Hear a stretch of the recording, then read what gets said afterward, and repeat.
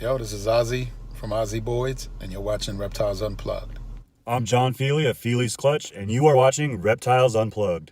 This is Will Rose from Royal Canadian Reptiles, and you're watching Reptiles Unplugged. Guys, it's KB Reptiles. Team Helga. Team Beard. And you're watching Reptiles Unplugged. It's Justin from Jacob Luck Reptiles, and you're watching Reptiles Unplugged. Nick with Renowned Reptiles here, and you're watching Reptiles Unplugged. It's your boy Harry Wayne from Royal Canvas Exotics, and you're tuning into Reptiles Unplugged. You're Triple B, and you're watching Reptiles Unplugged. Woo! What's going on, everybody? Another fun day here on Wednesday. But Joel here, obviously, from State 48 Exotics, and the beautiful co-host that is always rivaling me next to me. Adam, how you doing tonight, man?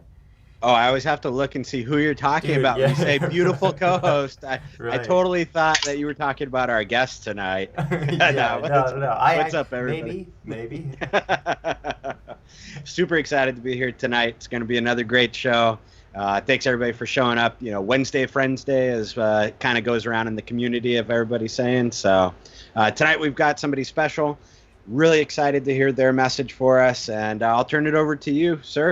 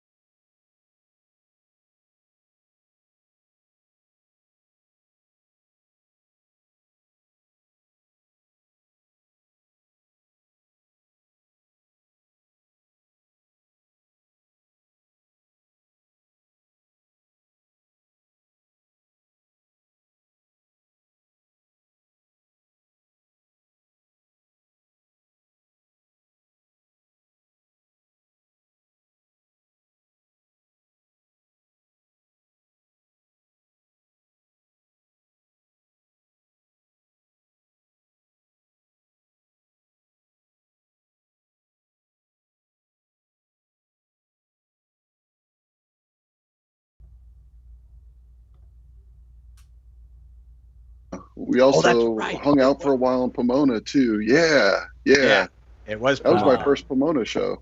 We may have lost our sound for a second, so let's say one second. I think we have our sound back. Let us know when you guys hear the sound. We have a bit of delay too, obviously, so that's kind of a bummer. But I'm gonna blame. Yeah, it's definitely blame JT. Yeah, for sure. It's on me. Pretty much. Can I see anybody's comments on this thing, or is that you guys? Actually, okay. Yeah. So all right. Unfortunately, sound's back. There we go. Sound is on. We have sound. Don't feel bad if I don't shout you out, because Joel and Adam are controlling this thing, and I have no say in it. Yeah, absolutely. We keep everybody in the dark when they come on here, so just in case something's going aloof in the chat, we can't get you distracted. So I got you. Awesome. There we go. All right, now sounds back. So starting over, I was briefly mentioning meeting JT for the first time. He reminded me Pomona was actually the first time. You are correct, sir. But still, it was at one of the auctions, I believe, that I think we kind of hung out for a bit, and that was a lot of fun. Yeah, we did. Yeah, and then that totally explains the Tinley, the food thrown at the back of my head. I totally get it now. So that was after we already knew each other. It's like, hey, what's up? Well, yeah, dude, Tinley's a weird place, though. You got to understand. It's almost like Vegas, right? What happens in Tinley stays in Tinley sort of stuff, dude. It's, what can you do, right? I kind of got a food throwing thing. I don't know what it is. Maybe it's the excitement. Maybe I'm like man crushing on all you guys or something. But like, I feel like then's the time to throw food, ice, sculptures, whatever's around. Yeah, whatever you can lift, which is a fair amount, so that's convenient. It makes for a good time, I have to say that. You're always a good time. I think everybody knows that I have a good time at the auctions. There's probably not a person in the auction that doesn't think that I had a great time. I can agree to that, man. And that's a great place, though, dude. Those auctions, man.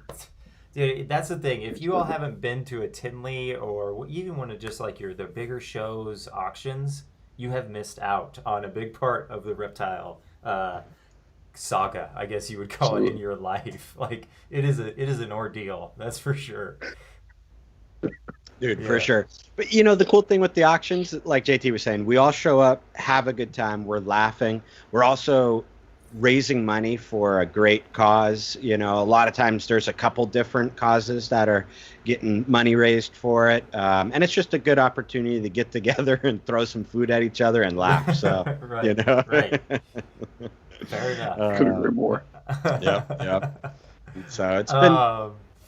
So I guess kind of getting the lead out a little bit here. So you're obviously into ball pythons among other things, and can you want to talk a little bit about maybe on the ball and kind of what you're doing over there?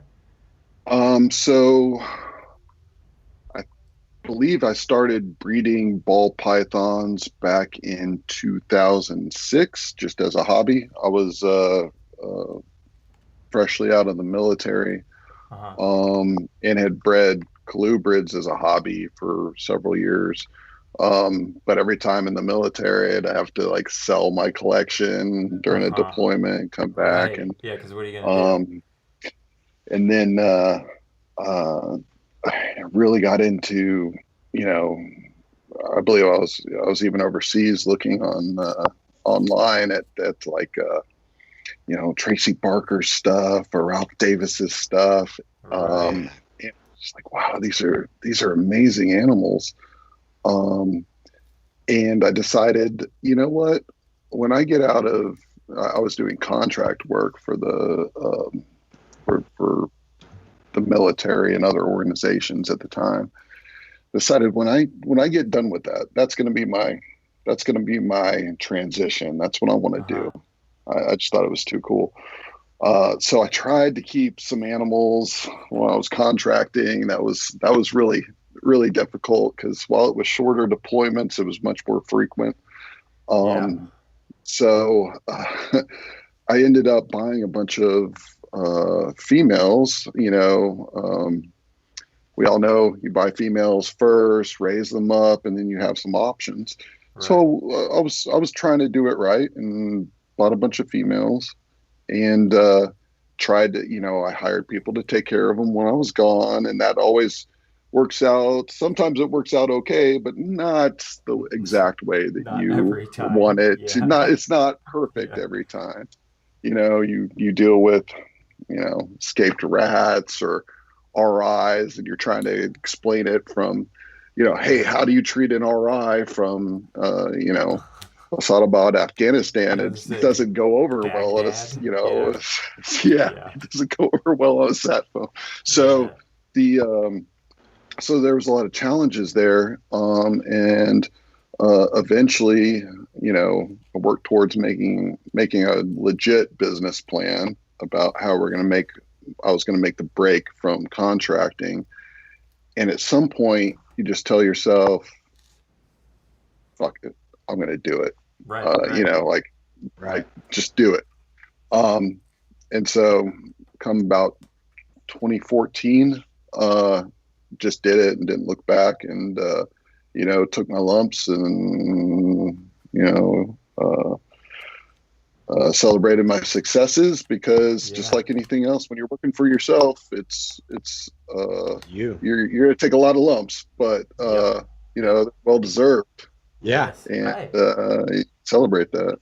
Dude, for sure.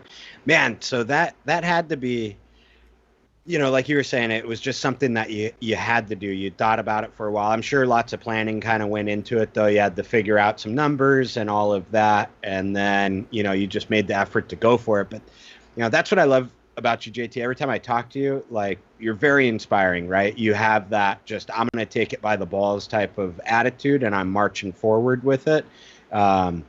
And so, it's always inspiring. So when you jumped into it full time, did you have Reptachip like already lined up, or like at what point did that kind of start becoming a reality for you? That was probably about 2 years into it. We were just starting to build, trying to get our name out with on the ball pythons, and hatching out some, probably we were probably around 20 or 30, maybe 40 clutches a year. And that's a big number though. Yeah, that was I think it was pretty significant. I mean, this was me giving 100%, saying this is, and it was my job. I didn't have anything else going on, except for some savings, from overseas. And then the catalyst for Reptachip was I moved from Austin, where I was living, down to San Antonio to be closer to my folks, and moved into a bigger room. Reptile, I had my own space for the reptiles and everything. I was operating out of a garage like a lot of people do. Most people start with a spare room or garage or something. There it is, right behind you. Right. I mean, that's the way to start, right? I mean, like, everybody starts at the same place. There's 0.1% of people will move into a facility, and those are the big names you probably already know about, right? But so I moved, and I couldn't get control of my humidity. So we experimented with a lot of different things. We experimented with obviously like humidifiers, and I was on Aspen and paper and trying all types of different stuff. We experimented with like the Eco Earth substrate. Then we moved to like a whole house humidifier that you could control, like, have a humidistat on. Nothing was working. I mean, like, if we were doing the whole room, like, now you're getting dampness on the walls and stuff, and you're just like, gosh, something's got to give.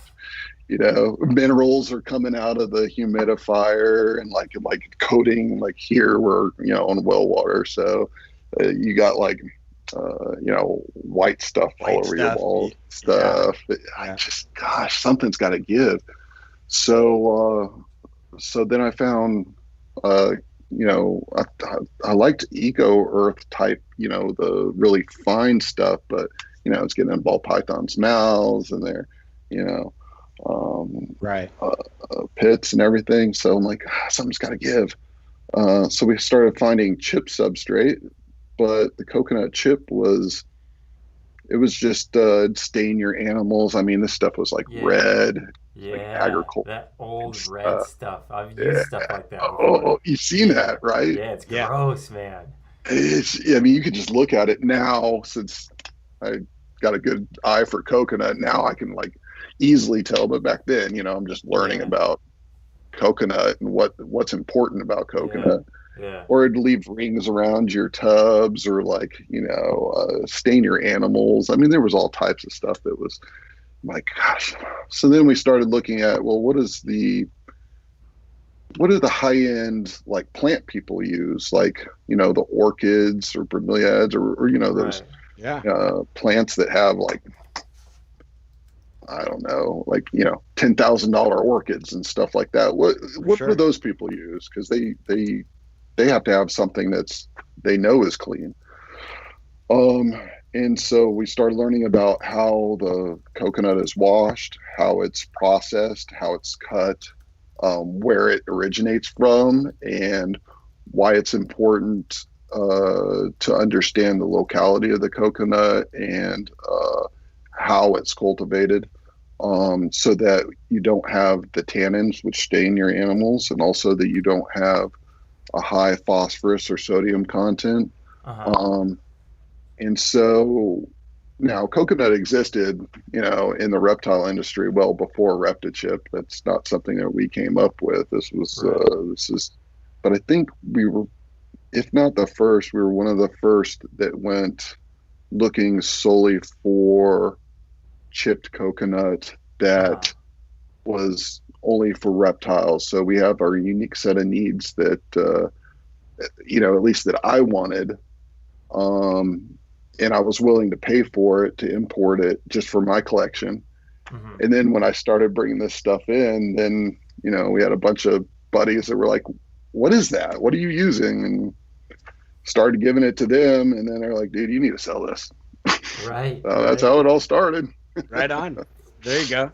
That's you had some, some test cases too, right? You were seeing good results, handed it to a few buddies, got good results there too. So you kind of knew, all right, I'm on to something here. That was over the course when we started bringing in coconut. We realized, okay, this is what we want, but we want lower tannins. We want lower, we want a higher quality product. We want a more consistent mulchy chip. So we went through 9 different distributors or manufacturers of coconut, and it took us 9 months to figure out the manufacturer that we actually use right now. Wow. So we experimented with all that stuff. So it took a little bit of time, but it wasn't, it was never, the ambition at first was not to sell it. We're not like, oh, we're bringing this to market. It was through all of my buddies that were like using it. They're like, dude, I need more. Yeah. And so that's how it started. Yeah, you found a good product, and then just basically it sounds like for the search of trying to find a product that you wanted to use, you found something, and then you found actually a market for it. Because, dude, like you said, man, it's like in 2010 when I got like my first ball python. I had like that Zoom Ed chunk, that you got super wet, and it was like wet, and that was like what was recommended. Super fine. Yeah, super fine, and it was just gross, for what we were trying to do, obviously. And so it's like, that's really cool though, because you did bring something that I feel like added a lot of value. Though you said you're not the first to do the coconut, I feel like you were the first to kind of make it something like this. It's a good product, man. From there, it starts with something like that. And that's the way I think about business now, especially for Adam and I were talking about this earlier, kind of discussing, the course of how you start off in the industry, all these different branches that you can go on. Everybody has aspirations to breed ball pythons, and they should, because that's the coolest part of hatching out, Yeah. babies is the coolest part about, that's what we all live for. And sometimes though, it, it behooves you to do something, related in the industry, or pursue, whether it's YouTube or doing, there's a million and one things, but ReptiChip just evolved from a need that I wanted. And everybody can do that. Like literally, there's not a day that I'm in my snake room that I'm like, why don't we have this? Right. Yeah. So me too. You're like, that's all it takes, convenient. Right? Yeah. Why don't we have this? Like here's a for instance, like I use magnets for everything in the snake room. Okay. Now I can do it on ARS racks. Freedom Breeder racks aren't magnetized, so you don't get that. But like whether it's the scissors that cut eggs, or the or you need hemostats, or you need the labels that go on everything's magnetized. Right. Even my thermostat's magnetized to the rack, so I just there's a huge opportunity out there for anybody. It's just little things like that. You're like, why doesn't this exist? Well, everybody's got the opportunity to say, you know what, it doesn't exist, I'm going to create it. And you know what, if it works, everybody loves it, guess what, you just made a company. Right, you have a successful product. Exactly. Yeah, man. So at the I guess looking back at it now, because you've been into ReptiChip for a couple years now, anything that you would have changed like at the beginning that you kind of know now looking back at it? I guess there's always a ton of lessons learned. I mean, there is so many things, just little things, but I'd say the biggest is to believe in myself and trust myself. When we went in, we do a little bit of investment. We bring in my biggest thing was I brought in half the container. It was like a short container of, Reptile. That was a huge, I threw out a lot of savings for that I, otherwise had for ball pythons and, just living expenses and stuff. And just, on the thought that, you know what, if nobody else buys this, I'm going to use it. You're going to use it. So it's going to take me 10 years to use it, but I'm still going to use it, right? It saves you money in the long run if you really look at it. Right. Yeah. So maybe the only thing that I could really say is trust in yourself, believe in yourself. If it works for you and you've thought it out, you've thought through all the outlying or the contingencies, you know what, trust in yourself and double down on yourself. If we had woulda, coulda, shoulda, but if we had, and maybe invested more up front, maybe, we would be a little bit further ahead of inventory issues or any of the challenges that come with business. But I guess that would be the biggest thing, just more believe in myself. Yeah. Man, that's a good message though. I mean, because even myself, I've got a day job and everything, and I don't quite believe in myself yet to do something like this full time or to, you know what I mean? And I'm not sure if that's even where I want to go right now, but and part of that maybe is fear or something like that. But believing in yourself, man, that's the first step. Even believing in yourself that you could breed ball pythons, right? Hey, I can do this. That's your first step, right? And huge step. Right, and just continuing that forward, like you're saying. So that's pretty cool, man. But if you're 100%, if you're passionate about this industry, you're like, you know what? I don't even want to worry about anything else. All I want to do is breed ball pythons. If you know it, if that passion never leaves you, if you're you're at your day job constantly thinking about ball pythons or your pairings or what new morph you can, okay, it's a thing. Right. So take that thing, you have that passion, that spark. It's like all the guys that and gals that for life reasons or one reason or another, they have to get out. And that happens to a lot of people. That's happened to me many times where you have to sell your collection. Something draws you back. You keep coming back to it. It's a thing. It's in your blood. Right. So trust in that. And then, since you already know that that's your passion, why not just do it, man? Throw in everything and say, let's make it happen, dude.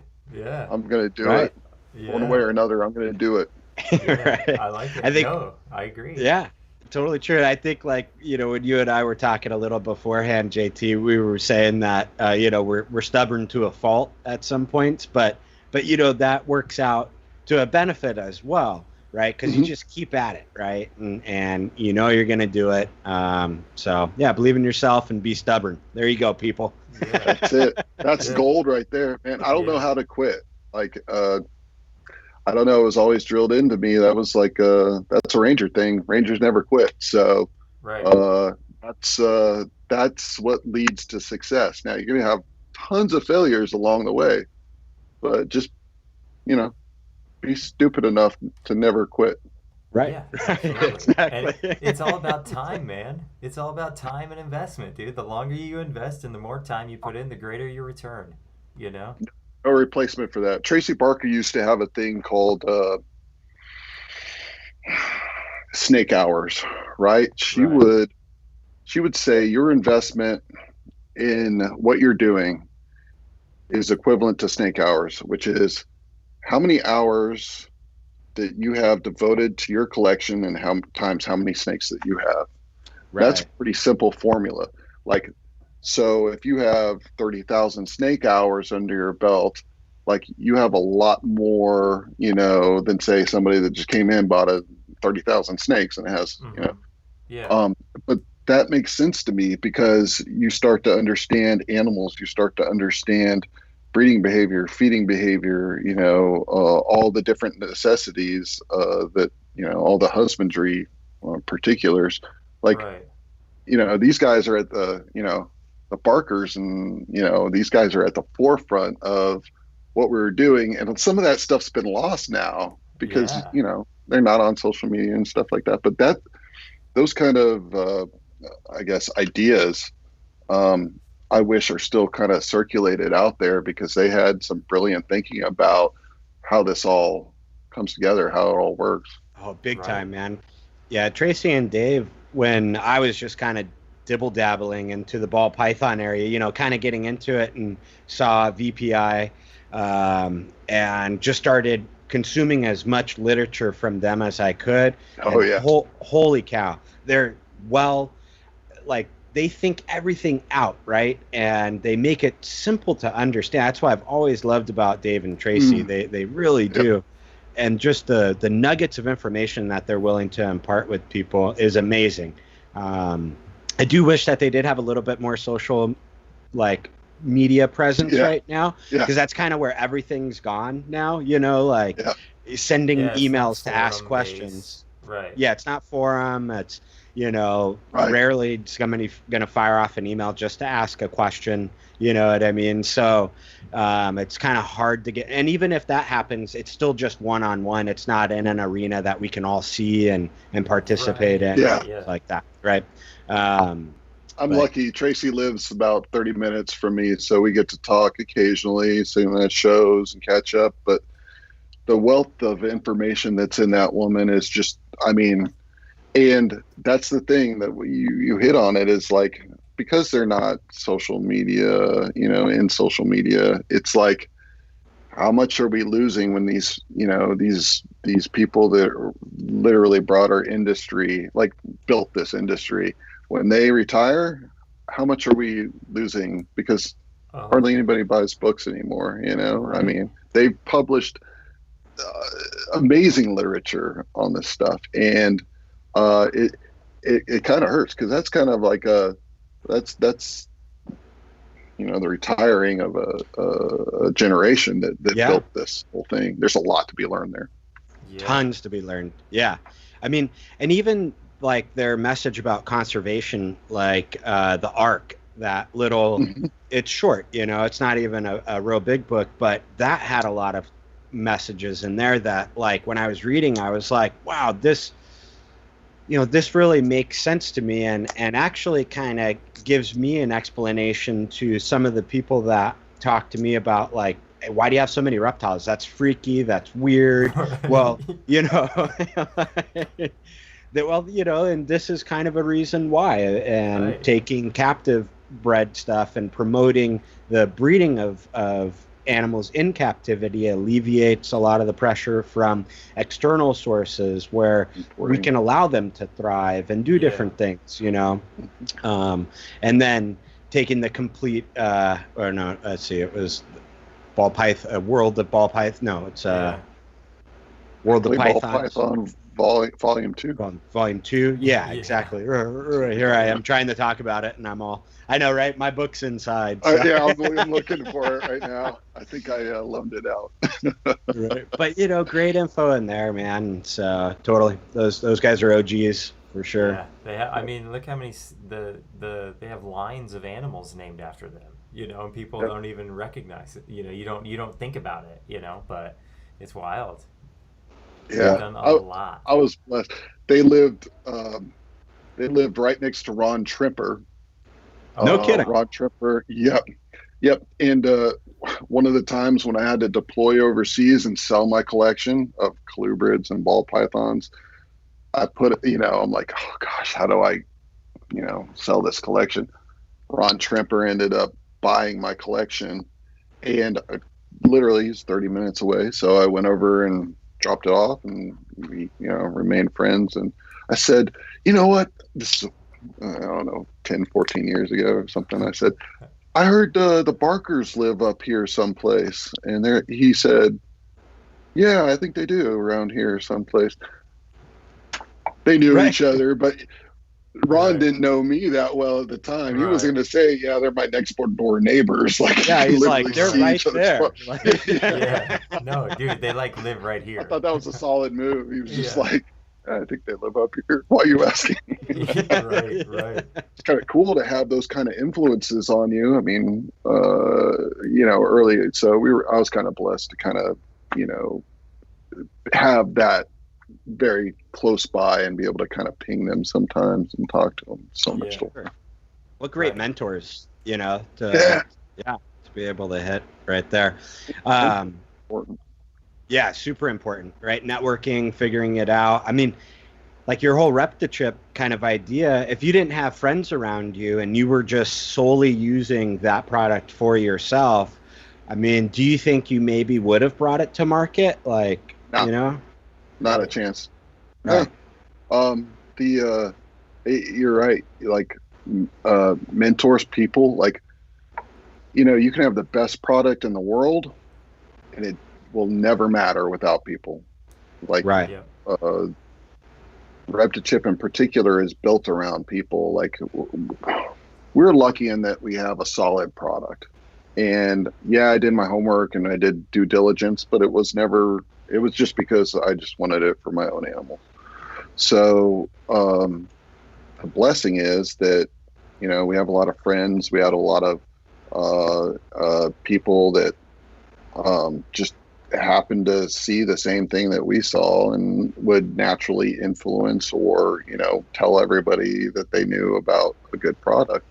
But you could have the best product in the world and it won't thrive without people. People, if you're interested in the business aspects of bringing something to market, creating something, a product, a service, whatever it is, it doesn't work without people. And that's your most important, I don't want to say commodity, but that should be at the forefront of your mind. So whether it's on the reptile side, whether it's our distributors, our reps, our customers, or just general, reptile world, that needs to be the pinnacle. That's what you're always thinking about. Right. Right. Ball python breeding, like we exist, so we can't live off of the fascination of hatching out animals. I mean, that's great, but you still need to make an income, so you have to sell it customer. So just selling it to a customer and saying, hey, it's yours, is not enough, right? So we have to give the customer service, we got to give the support, but it goes beyond that. It's making the customer successful. That's what makes you successful. So anybody that you make successful on the back end of that makes you successful. Right. That's the way I got it. Dude, for sure. Yeah. I think that's an important thing to kind of remember with this, right? Because we do all get so caught up with, well, I was the first one to produce this, or, well, no, it was my idea first, right? And hey, in reality, right? Sure. Yeah, sure, buddy. Whatever you say. No, I'm 100% with you. Yeah.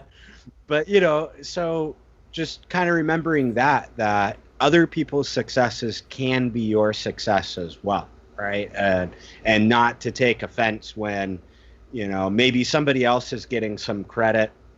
It's okay. Hey, let them have that credit in the back of your mind, right? And then that just builds you to work harder and do it more and more and more. You know what I mean? So that's what this thing's about. It's you nailed it, man. It's about making other people successful, regardless of what we're doing, because this is a community, and the community has gone from very loose community of a bunch of freaks to, the weird glances, the awkward conversations, the why are you trying to buy rat feed, I mean, like all those kind of different things, right? To this close-knit community that we were talking about earlier, Adam, when I said I used to go to the feed store and try to buy rat feed or something to feed my rats, and they would, I mean, this is a for-profit industry, that like a for-profit business that's asking me, quizzing me on why I want to breed rats. Right. Like, what you mean? They're like, you mean rat bait? You want to poison rats? Why do you want to breed rats? Like, I had to go through that. That was only 10 or 15 years ago that I had to go through the questioning, and Why now are you breeding those? Now you could talk to somebody and they go, "Oh, I know somebody that breeds ball pythons." Complete stranger, and it's not unheard of. Right. They might even know somebody that does it. If you think how far we've come in a decade, think of how far we will be in the next decade. This industry is prime, and we haven't even scratched the surface yet. So, if the listeners or the watchers are, thinking, well, it's way too late to get in right now. It's like past its prime, or, hey, there's another dip in the ball python market. It's all going down. Right. We've heard that, seen that over decades. It's not going to happen. This thing is not. We haven't even opened up China yet. We're barely into Hong Kong. Like, you're talking about the majority of the world is not in this industry. And we've just started in the States. Right. That's a nation that like koi breeding. There's hundreds of thousands of dollars on koi. Can you imagine the ball pythons? Yeah. Jeez. Haven't even started it. Yeah. So it's never too late. You're not even close to being in the first little blip of what ball pythons, reptiles in general, is going to be. So don't lie to yourself. Like, if you're interested in this thing, get in it. That's the message that I would say to the I agree. The watchers, listeners. Right, dude. And that's a great message, man, because there is on the occasion some negative reviews out there on ball pythons or stuff like that. It happens all the time. Yeah, it happens all the time. It's a funny thing, man, and it's funny too when I feel like people are talking negatively about it that are actively breeding ball pythons that year. I've never understood that mentality. It's true. Why are you hating on ball pythons right now while you breed ball pythons? Like, what are you doing? It's a good business model right there, right? Yeah, right. I'm gonna scare everybody away, so then I'm the only one doing it. Well, wait a second. You scared everybody away. What are you doing? Right. I love it. Oh man. Yeah, it cracks me up. So, all right. I gotta ask, your Reptile logo. Here I am rocking it here. Did you design this yourself, or you didn't? We that out. Did you? Along with a lot of other things I don't do well, we try to enlist the professionals to do some of those things. The designs, Yeah, and that's an important part about it too, right? You don't have to do everything yourself. Sometimes it's important leveraging other people and increasing your market as far as like network. As far as getting to know other people outside. How many renditions did you go through before you wound up to kind of like the Reptile deal that we all see on? That one, I think we did on that shirt in particular. I think there was about 60 or 70 different, but it was, certain artists giving 10 at a time kind of thing. It wasn't a Fiverr. It was like one of those other type deals there's like 99 designs is one of them. Yeah, I think it was something like that where they have, a different type of artists that would submit something. And then off our logo, like what we call Ralph, the snake around the coconut, the black-eyed Lucy around the coconut. I think we worked with one artist in particular. It was kind of easy for me because I already had on the ball pythons logo with a snake wrapped around on the ball pythons, and just thought that's an easy transition from a snake wrapped around the logo to a snake wrapped around a coconut. So we just went back to our original designer and had that done. Right on. Right. Cool. And then the business model that you guys have set up right now, you're the main dude that pulls the product in, and then you have people spread throughout the United States that buy from you, or do you mind talking about that a little? Sure. Of kind of like your structure? Yeah. Absolutely. I think we operate a little bit differently than most companies, but we have distributors in the United States, Canada, the UK, and we're about to hit mainland Europe. Under those distributors, what we call representatives work for those distributors, reps, and they're tasked with specifically shows. So they vend reptile shows. Some of them also do brick and mortar and retail outlets. They'll also service them. So that we cover down on 90% of the shows in the nation. But the idea behind that is that when I went into this thing, we want true believers in the company. We want people that believe in the product, that believe in this company, they believe in our aspirations and what we want, the betterment of the reptile industry. That's kind of what this company stands for. Well, I'd say that is what this company stands for, is we want to make husbandry easier or more convenient or quicker or whatever it is, or your ball python care better, not just your your reptile care better. So those are things that are important to me. And that's what, when we enlist a distributor or a representative, we want them to have the same, values that we do.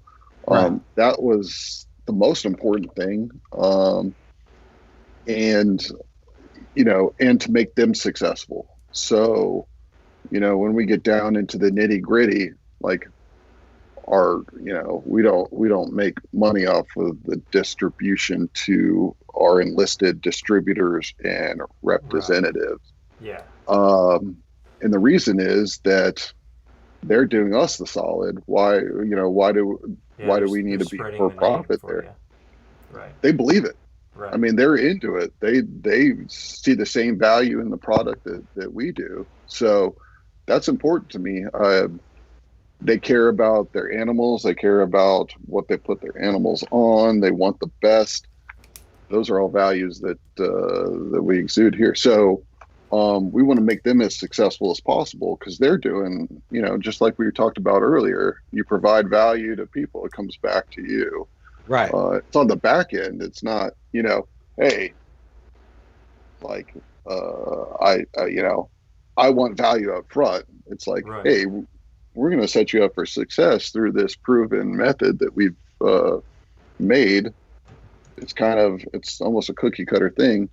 You can use this method to sell this product and make money, and it comes back to us because they're spreading the word for us. Right. So, yeah. Okay, that's interesting. And then, because some of the other companies out there that are selling some similar products, I think their setup's a little different. You know what I mean? Where, yeah. So that's cool. I've also seen you guys on Amazon and other online sites. How did you go about kind of getting involved with that? Or did you see something there that you were like, okay, this is where it's at? Or would you mind talking a little about the online presence? Sure. We started with, just building a simple website. Like we talked about earlier, you just start somewhere. It doesn't have to be the 100% solution. You start with the crappy website. You start with the 50% solution. You start just talking to people, and you just put yourself out there, Right. Don't be afraid to get cut off. Just put yourself out there and develop as you go, make it a little bit more professional, start learning about your trade, your new profession, start learning a little bit more, implementing new ideas, seeing what works, what doesn't work, exclude the shit that doesn't work, and like double down on the stuff that works. One of those things was Amazon. Amazon has done very well for us getting it out to the masses. But it's a steep learning curve going into Amazon, because they are very, very cutthroat, very particular, you have to do everything by the book, or they will leave you out to dry. Yeah, it's not getting shipped and you're charged for it. there's a lot of different ways to do Amazon. You can ship, you can ship out of your own place and still advertise on Amazon. You can ship into Amazon. Amazon sells your stuff. There's a lot. Same thing with Walmart. Yeah. There's a lot of different, businesses that or business plans that you can do. But Amazon's helped us in a lot of ways getting out there. But then again, so has the website. We just did a huge investment in building a website and SEO and all that kind of thing.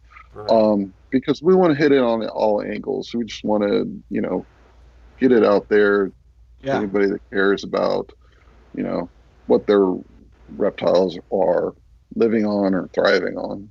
Yeah, and what works for them and their environment, definitely. And I mean, Amazon's so great, right? Like, that's something that we definitely, I think, all took to heart during this COVID time was for the consumer, Amazon is awesome. I can't go out to the store real quick. No problem. Amazon's got it. All right. We'll be here in a day. That's the thing, though. Like, that's the thing. Absolutely. Joel hit it on the head is like, for the consumer, it's fantastic. And that's where, if you're in business, that's where your thought always has to be with the customer, the end consumer. Yeah. And so what you need to do to get there is a lot. You got to jump through a lot of hoops. You got to do a lot of different stuff. There's all this, ass pain and like a lot of different challenges and hiccups and, stuff that you have to get through just to get your product to the consumer. Yeah. But once it gets to the consumer, I mean, it's doing you a solid, at least, in the case of Amazon and all that. Right. So, the juice is always worth the squeeze as long as you always have your mind on the end user, the consumer, your customer, because that should be at the forefront of anybody's mind. Yeah, absolutely. For successful You business. have to go through the hoops to get that. You get that Amazon Prime thing I notice on there, dude. It's tough. That's a difficult thing to get for your product. So it's especially like you mentioned the last couple months during COVID and now even with riots, and all of that affects our business. So a lot of the challenges that we had was when COVID hit, the shows dropped off. So instead of shipping out pallets to distributors or reps, now those totally dropped off because nobody's, they can just go in their local area. So they're picking up a fourth of what they used to. Instead, now shipping it directly to consumer, to Amazon, to Walmart, to all these different big wholesale type places. Mm-hmm. But we weren't, it was a huge challenge for us because overnight online retail, tripled or quadrupled. And in this business, having inventory has always been the biggest challenge because we front a lot of money. It takes, at least 3 months to get here. It's a lot of money to have just sitting on the ocean. You're getting paid every 90 days, maybe. Right. And so like, it's tough. And then we had got to a sweet spot where I'm like, wow, we have, 40 pallets in inventory, and not overnight, but within a couple weeks that was gone. Right. So, and our manufacturers shut down for a month and a half because they're in the same COVID stuff that we are. So now we have another month and a half gap. Right. But hey, that's business, man. Hey. If you're not ready for the challenges, you gotta take it on the chin and then, try to do the best that you can with whatever's thrown at you. Yeah, moving forward for sure. Yeah, I think that's something people really don't forget, right? It's not like you're sitting back there and you can just snap your fingers and be like, okay, here's more product. Bring it in. Right. It's tough. Yeah, it's tough. It's always thinking. It's a lot like snake breeding or pairings and stuff like that. You're thinking, if you're doing it right, you're not thinking about this year, next year. You're thinking, hey, what am I going to produce in 2025? right? Like you're trying to think a few more steps down the road, and that's kind of how at least the substrate industry is. Right. Yeah, definitely. Dude, man, it's bottom lines, man. Got to keep the bottom lines, dude. Can't have too much inventory. Bottom line's important. Yeah. There's a lot of different aspects to figure. In fact, I'm about to put another screen up over here just because you monitor a lot of different things at the same time. You know, demand, what's going out, what your inventory is. You know what our show's coming up. What shows are coming up? Right. Now we're starting to get back into reptile shows. So now we gotta start sending stuff out to distributors. So there's a lot of different things, but if I can do it, anybody can do it. I'm dead serious about that. I talked to Adam earlier and he's like, whatever, dude. And I'm like, no, man, like if I can do it, anybody can do it. The only difference is that you're not doing it. I'm just stupid enough to not quit. Yeah, good, dude. I don't know, man. Yeah, there's certain dudes you meet out there and certain people, and when they've got it, like when you meet them, and JT, you definitely fall into that category, right? Like, so I know it's very humble of you to say, but you've definitely figured out something. So really appreciate you sharing some of the things that you've gone through and how you're bringing that. We've had a few questions come through chat. People love you. Chat's kind of going off and saying awesome things. Hi. And so just so everybody knows, he cannot see chat. We do hide that from him. So if he hasn't said hi to you or anything like that, he's not ignoring you. It's we are ignoring you. Actually, Adam and I are. Because I've been babbling the whole time. No, it's good. So maybe it's kind of changing focus a little bit. We've had some questions. People are wondering some projects that you're working on ball python wise with On the Ball. Joel, before we jump into that, did you have anything else that you wanted to ask about? No. Yeah, I think we can wrap that up. And jump into maybe project ideas, and then open this up for chat for the last 15, 20 minutes while we kind of be cognitive of everybody's time, I suppose. But yeah, sure. Yeah, man, let's talk projects. What do you think about Ultramouse? I love Ultramel stuff, man. You guys did your research. Yeah, Ultramel, to me, I really love that Ultramel project. I made a list of some stuff that we had, and somehow I knew you'd ask me about that. So Foresight, what do we have cooking right now? Okay, so these are the possible. Well, this is the end goal of some of the clutches that are in the incubator. We have cypress, cinnamon, yellow belly, Ultramel, maybe. Sweet. Never works out how you want it to do. Well, but it will. Trust me. You're on this show now, okay? That's what happens. Everybody, it's like it's the weirdest curse we have. Everybody hits their. That odds. would be fantastic. Yeah, it's a weird. If you can curse, give me some of that luck, that'd be great because we've taken our lumps a couple times this year. Super chocolate, Mojave Ultramels, Ultra Pied combos. I like Blackhead Mahogany Mystic. Ultra Pied combos, like a casual double recessive. It's whatever. Well, you know how those go, though. I mean, we have an OD Inchy double het that's breeding double het girls. So if we ever see, anything visual out of that, that'd be fantastic. Or double visual would be great. Right. But sometimes the offshoots are just, you hit one, you're, visual of something. It's still cool. Pretty rad. What else we got?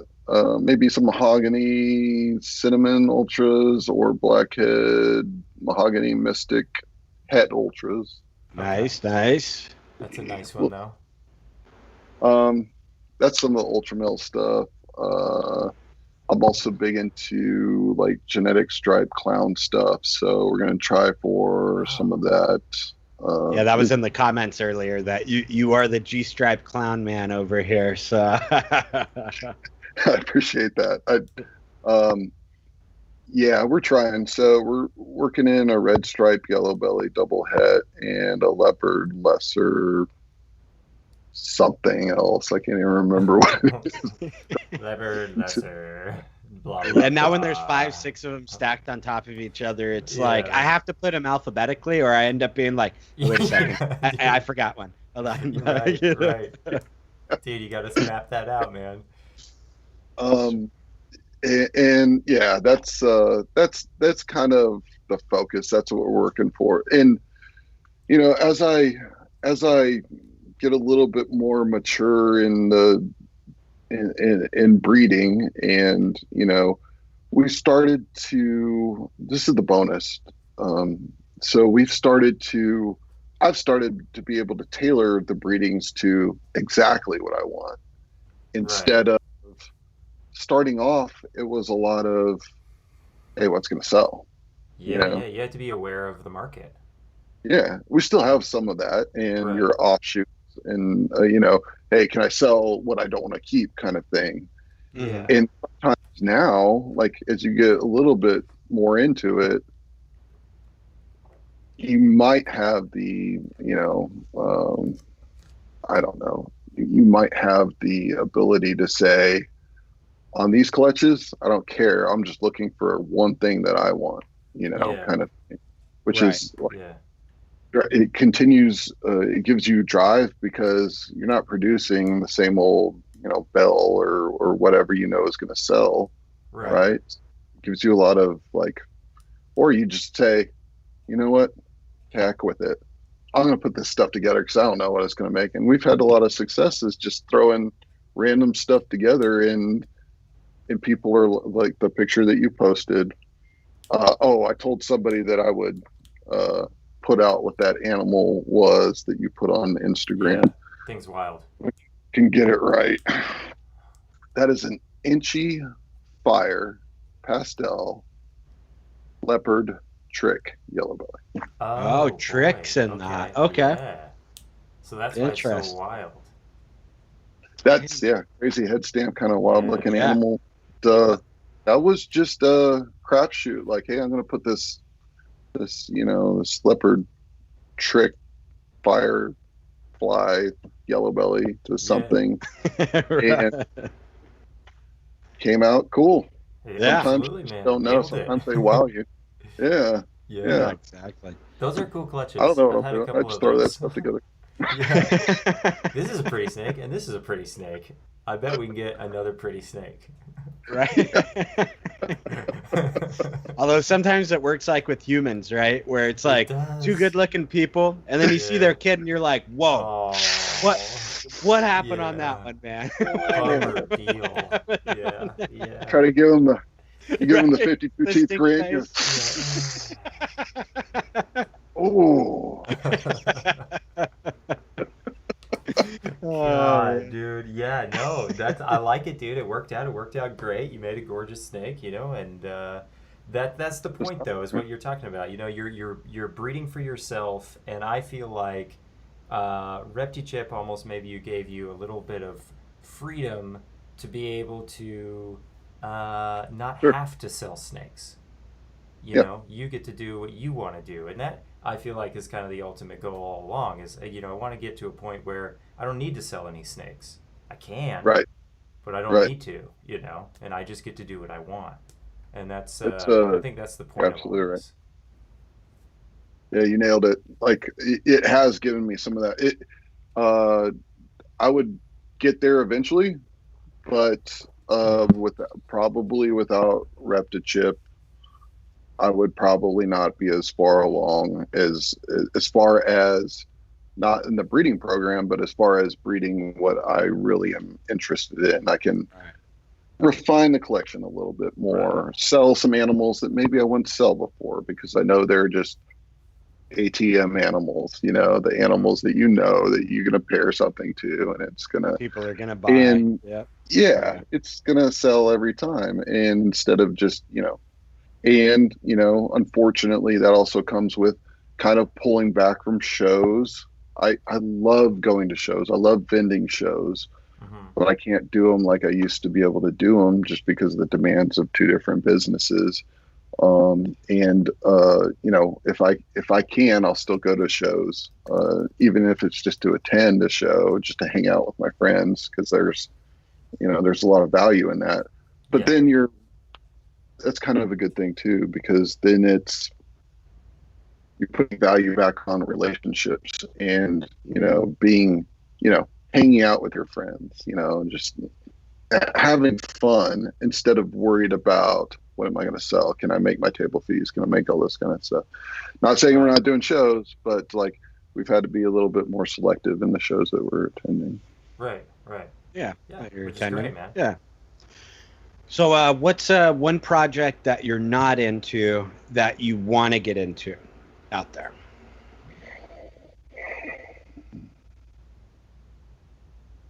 Good question.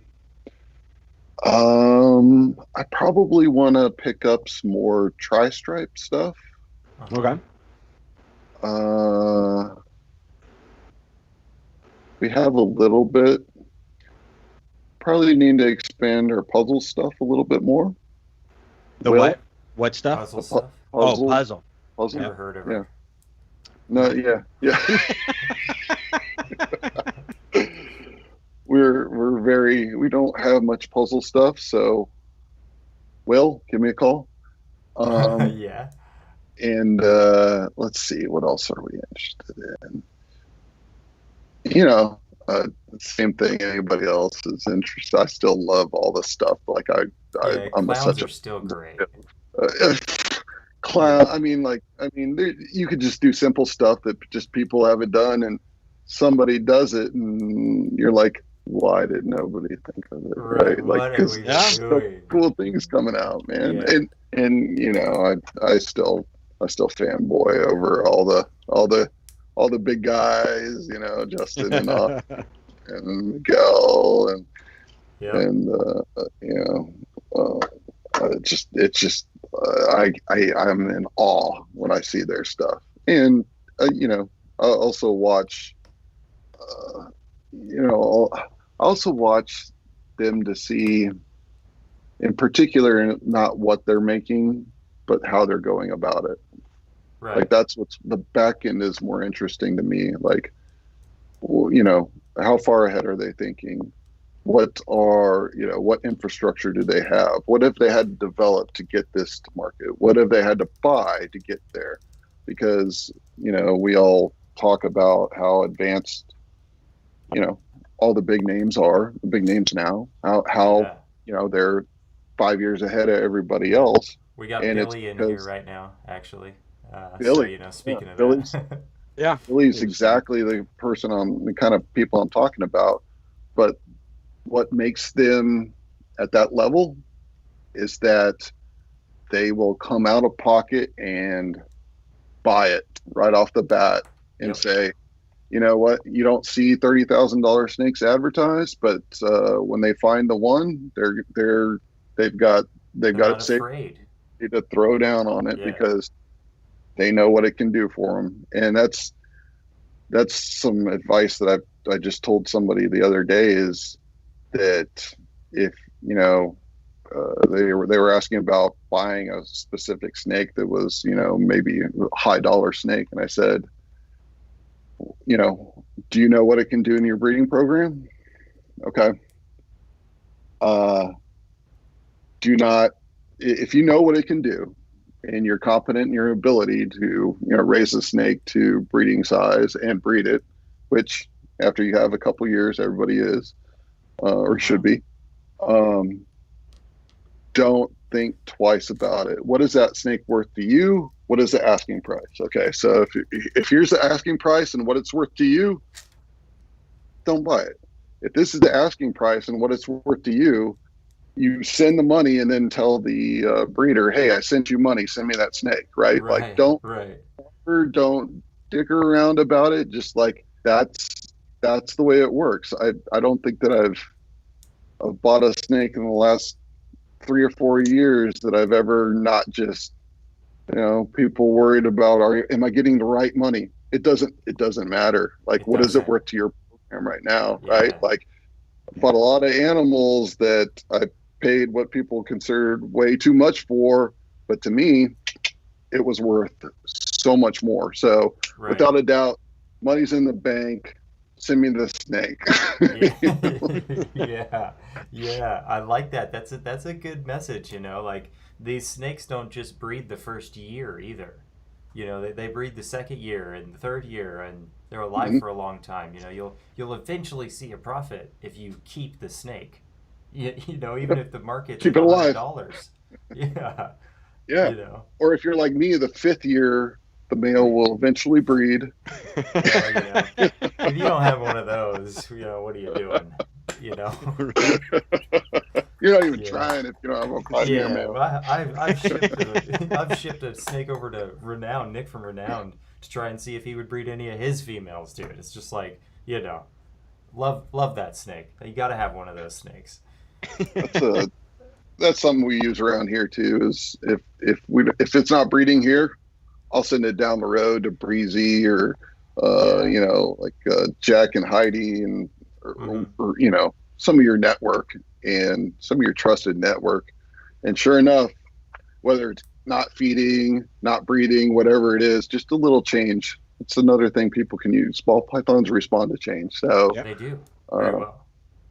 You can change substrate, you can change conditions, you can change humidity. There's a lot of things you can change. Like, a lot of times we don't have if we have a stubborn male not breeding, I'll throw him in a bag, drive him around town, put him in a different, section of the rack or a different rack when I come back. And it's like an epiphany. He's like, I get it now. Ball pythons respond to change. That's right. They really do. Yeah. It's funny because it's kind of like, it seems like a lame trick on our side where we're like, what? You're going to drive it around, put it in a different place in the rack, and it's going to work? Actually, yes. And sometimes even just switching facilities for a couple months, right? Like you said, sending them down the Breezy. So if you're fortunate enough to have a friend like that you could be like, hey, dude, here's a male. See what he could do for you. Hopefully he'll kick on over at your place. And then they get him, and they're like, oh, yeah, first female I threw him in with, locked, and like, what's your problem? You're like, what? No. You're happy, but at the same time, you're like, son of a, You send him at 600 grams, you get him back at 1,200, and he's already breeding everything inside. Yeah, it's true. And if you think about it, I guess the theory is, like, males in the wild will travel to breed. They're not going to be stationary. Right? So maybe sometimes if they get stagnant, same thing with your females, if they get stagnant, switch around a little bit, switch around a lot of, we control so many different things, heat, humidity, substrate, like all these different things. So, if you have a problem feeder or non-breeder or something like that, switch something up and see what works. See what happens. Yeah, that's cool. It's a good message. Yeah, so something that we always ask people, so what substrate do you use? No, I'm totally trying. Aspen. Aspen. I'm more of an Aspen guy. I'm on paper. What substrate do you guys use? That's the important question. I got RepuChip, man. Yeah, I got a little stack of it over there on Dolly. It's kind of whittled down. I got to talk to Jesse. Making me blush. Gotta get some more from Jesse soon. Hey, but in all seriousness though, do you use belly heat, ambient? How do you kind of control your room? Off of the breeding females and males, we have 2 separate rooms right now. We have kind of an inventory room and a raise up room. And then we have the breeding room. So off the breeding room, we're all on ARS racks, so it has belly heat. And we don't, however, something I do a little bit differently is we kind of do a hybrid of belly heat and ambient temps. So we've got racks at different temperatures. And what I do is throughout the season, because it's tough for me with reptile and everything else to have a season. So I spread it out over the whole year, and that's my goal. So, you know, a lot of people, I get it, is, you know, you have, you know, 6 months that's your season. Instead of that, I'm almost required to have it over, because I can't set up, you know, 30 clutches in 10 days kind of thing. So there's not enough time in the day. So we breed year round, and what we do in the breeding room is we just adjust rack temperature. So it stays the same. The whole room stays at, I think it's at 79 degrees. And then the breeding, whatever rack is breeding at the moment, will be the lowest temperature. And what is just ovulated will be, well, we say ovulated, but usually right after they lay their eggs is the highest temperature. So, and then we just go chronologically, and so we can literally we move the male rack over by whatever the breeding rack is at the time, and just put males in the breeding rack at typically the lowest temperatures they're breeding, and then move the males down one, and that way we kind of spread it out over the year. Okay. Nice. That's an Yeah, I haven't heard. I don't think any of our guests so far has explained it quite, you know, like that. That you actually are moving the rack like that and doing different things. So that's pretty cool. Right on. Yeah, they're a little bit different than a lot, but many different ways to skin a cat. You know? Yeah, there's tons. What works for me is not going to work for anybody else. Everybody's got to find their own way, whatever works best for them. Yeah. But we also manipulate. We don't just manipulate temperatures.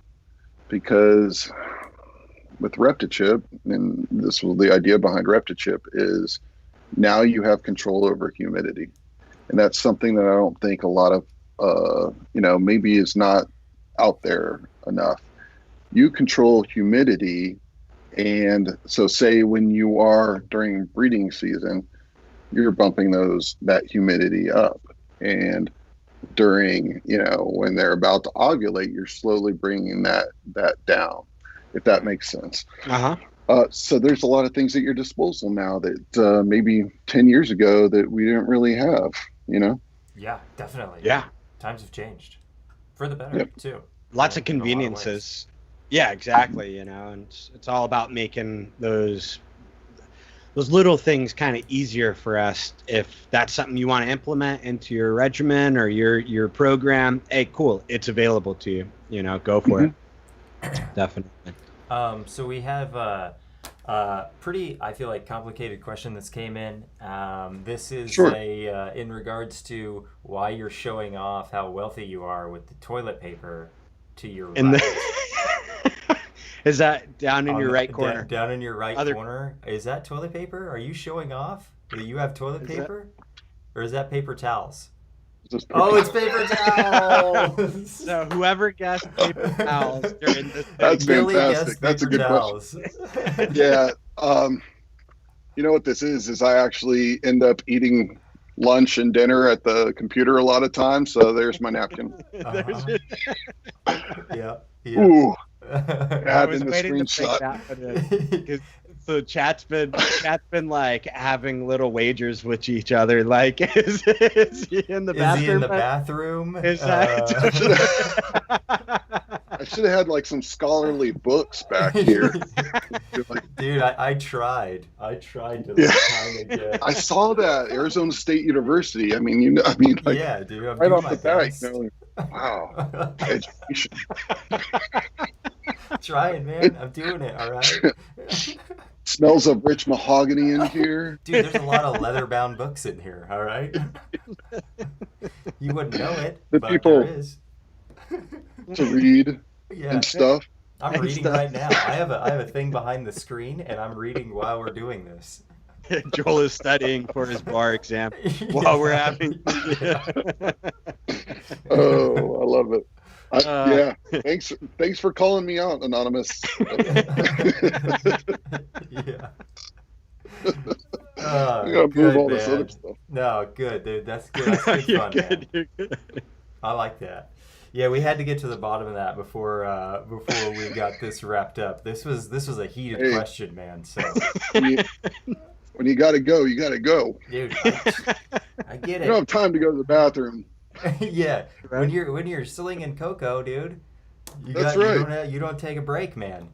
You go right here. Yeah, you go, dude. It's all one unit. Hey, my dad's ex-ranger, and he always travels with a pack of teepee. Never leave home without teepee.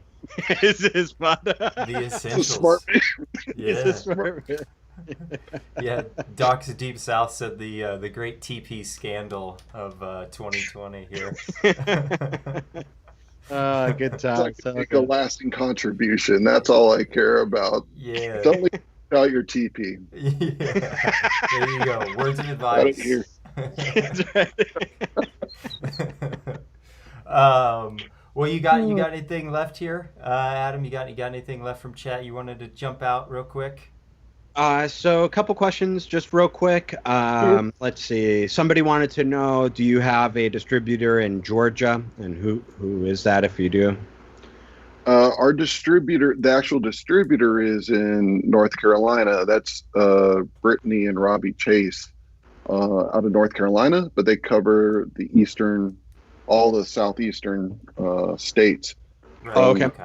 North Carolina down to Florida. And so they've got a couple of reps running around Georgia. In fact, we just sent another pallet to Georgia. So Brittany and Robbie Chase from Chasing Balls, give them a shout, and I'll hook you up. Yeah. There you go. Yeah, Awesome. there you go. Let's see. Somebody else wanted to know if you're on Morph Market, and yes, you are on the balls. Yeah, where can they find you? Yeah. On the Ball Pythons. Just look up On the Ball Pythons on Morph Market. Huge supporter of Morph Market. Love Jonathan. Love Morph Market. Yep. Yeah, look us up on there. Trying to post stuff as it comes along, but a lot of people might have had the same thing, like COVID came, stimulus checks came. Like it's hard to keep inventory as far as animals going as well, because it's constantly as soon as they hatch, feed, they're out. Yep. Right. So if you don't see it on Morph Market, maybe reach out to you on Instagram or Facebook as well, or Facebook is great. You can hit me up on email, jt@ontheballpythons.com, sales@reptichip.com. Or hit me up just on JT Tomlinson, my Facebook page, and I'll tell you what we currently have. A lot of things are just selling before I even have a chance to list them. Good. It's great. Great times, good times. It's a nice problem to have. Yeah, a nice problem to have, right? Like no complaints there. Yeah. But I know people if it hits Morph Market a little bit after Morph Market, it might hit the website on theballpythons.com, but a lot of stuff just hasn't. We've been, hopefully everybody's in the same predicament and everything's moving along very well. I like it. But that's what's going on. Hell yeah. Sweet. I like Sweet. it. Love it. I like it. Yeah, man. Yeah. Well, dude, we really appreciate your time out here. Hey, I appreciate it, y'all. As much as I want to get online and watch YouTube, I don't have a lot of time to watch YouTube, but I was scrolling through a lot of your stuff today, and I'm just like, wow, man, you guys got great guests. You got a great format. You guys We're did really already. Cool. But let me tell the audience, these guys are professional. Like an hour before coming on, it's like you're in the green room. They're like sitting there prepping you. They're like, hey, this is the way it flows. This is the way it works. They're very professional. I just thoroughly impressed. And your guests, like you've had, I know I've seen Ozzy and Justin on there and Miguel, and that's great. But I was also stoked to see like Will Morose and Chris from Dead Mouse and like all these guys. And I'm like, man, those are solid guys. You guys, it's an honor for me to be on this thing, because I'm just like, man, it's kind kind of like what I dig, my kind of people. You guys are out there providing value and stuff, and I really appreciate that. I like to. Thank you, man.